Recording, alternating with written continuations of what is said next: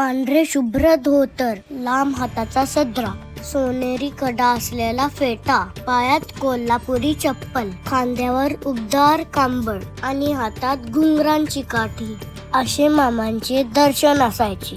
हाय, मी शिवांश आणि आपण आहोत कोल्हापूर जिल्ह्यातील आदमापूर इथे.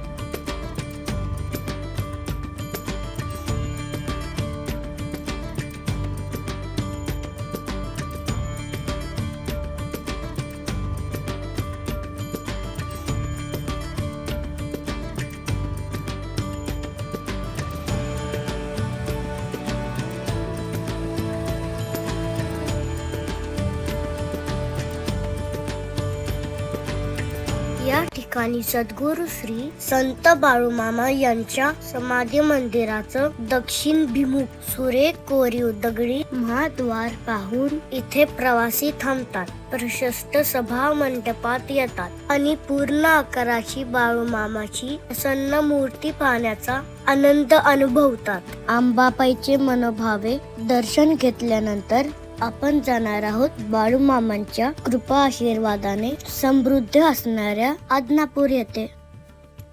संत बाळूमामांना लोक शंकराचा अवतार मानत होते.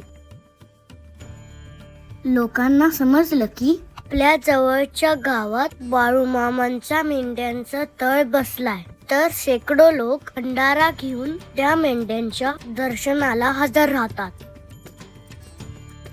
त्यामाग असं सांगितलं जातं की बाळूमामांनी त्यांच्या शेवटच्या काळात अशी भविष्यवाणी केली होती की मी पुन्हा माझ्या मेंढ्यांच्या पोटी जन्म घेणार आहे. बाळूमामांचा जन्म कर्नाटक मधील बेळगाव जवळ झाला. बेळगाव भागात कर्नाटक आणि महाराष्ट्र अशा दोन्ही राज्यातील संस्कृतीचा प्रभाव आहे. त्यामुळे बाळूमामांचं नाव बालप्पा ठेवण्यात आलं.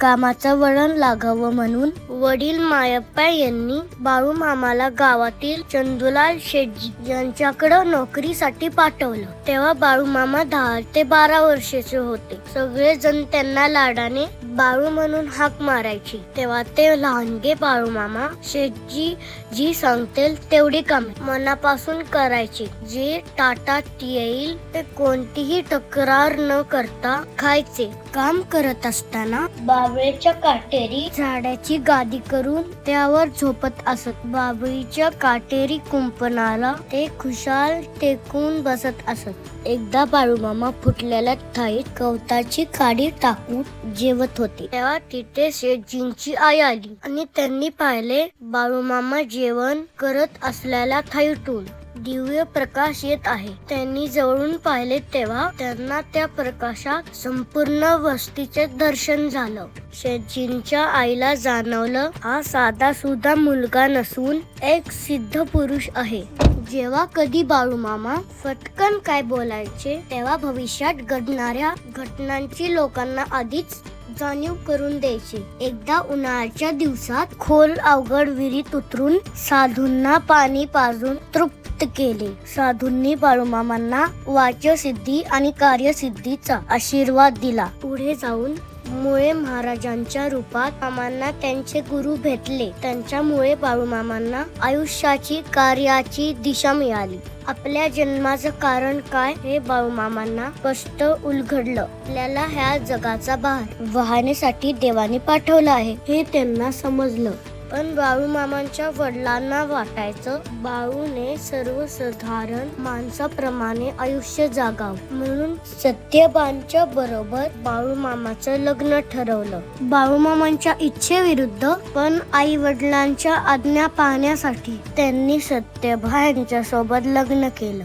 पण पुढे त्यांनी जगाच्या संसाराला आपलं मानलं म्हणून त्यांना जगद्गुरु म्हणतात. मंदिराकडे जाताना खूप सारे स्टॉल्स आहेत. बाजारातल्या ह्या प्रत्येक गोष्टीचं मेंढपाळ करणाऱ्या माणसांच्या जीवनात खास स्थान आहे. इथल्या जीवनाची आणि खाद्य संस्कृतीची झलक हे मार्केट बघताना मिळते.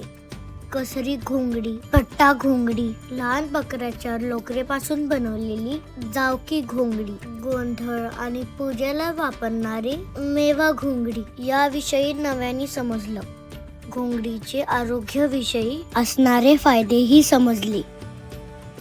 रेखीव हव्याशा वाटणाऱ्या देवांच्या आणि बाळूमामांच्या मूर्त्याही पाहायला मिळतात. मंदिरामध्ये प्रवेश केल्यानंतर या बाजूला देणगी विभाग आणि या बाजूला सुंदर मंदिर आहे.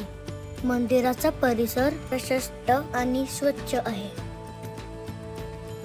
मंदिराच्या समोरच पिंपळाचे झाड आहे. बरेच भाविक या ठिकाणी प्रदक्षिणा घालत असतात आणि आपली मनोकामना देवाला सांगतात. चला मी पण प्रयत्न करतो.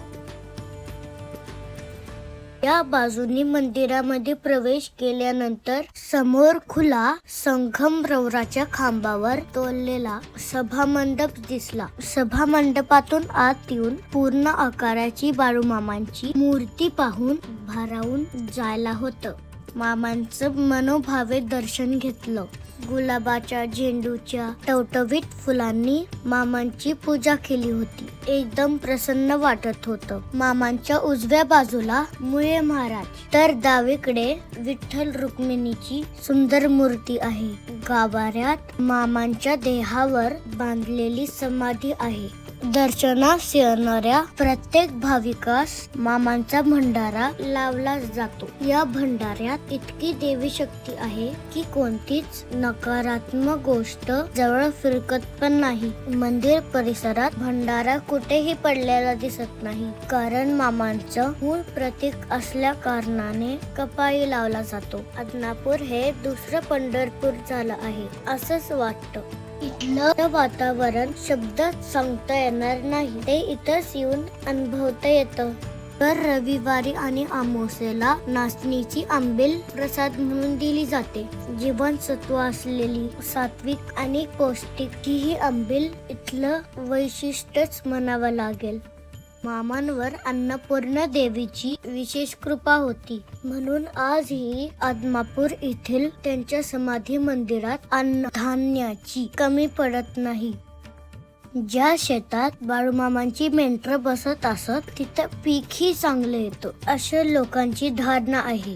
मंदिराच्या जवळच बाळूमामांच्या मित्राचा वाडा आहे, जिथं बाळूमामा नेहमी असायचे. या ठिकाणी बाळूमामांनी वापरलेल्या वस्तू ठेवल्या आहेत, जसं की पालखी, छत्री, काठी, कांबळ आणि पादुका. आम्ही कौतुकाने पाहत होतो. बाळूमामांचं मुख्य मंदिर जरी आदमापूरमध्ये असलं तरी मूळ मंदिर म्हणून मेदके गावाला स्थान आहे. मेदके गावात भंडाऱ्याची आणि मामांच्या भेटीची कायम आठवण राहावी म्हणून गावात खांब उभारायचं ठरवलं. मामांच्या साक्षीने खांब उभारण्यात आला. खांब उभारताना मामा म्हणाले, असत्य आणि वाईट गोष्टींना आळा घालतो. बाळूमामा असंही म्हणाले, जो कोणी या खांबाभोवती श्रद्धेने प्रदक्षिणा घालेल त्याच्यामधली वाईट प्रवृत्ती आणि मानसिक त्रास दूर होईल. तेव्हापासून हजारो लोकांनी या खांबाभोवती फेऱ्या मारून आपलं मनोबल वाढवलं आहे. अनेक भाविकांचे असे अनुभव आहेत. या खांबाच्या स्पर्शाने किंवा प्रदक्षिणेने दीर्घकालीन त्रासातून आराम मिळतो. 1935 पासून हा खांब उभा आहे. या खांबाने आपली मुळं कधीच सोडली नाहीत, म्हणून मामांचं मूळ क्षेत्र मेदके असं म्हणलं जातं. सर्व इच्छा, आकांक्षा, आनंद, भीती, समाधान, शांती या सगळ्या भावना बाळूमामांच्या चरणी आहेत असं मानलं जातं. व्हिडिओ आवडला तर नक्की लाईक अँड सबस्क्राईब करा. थँक्यू.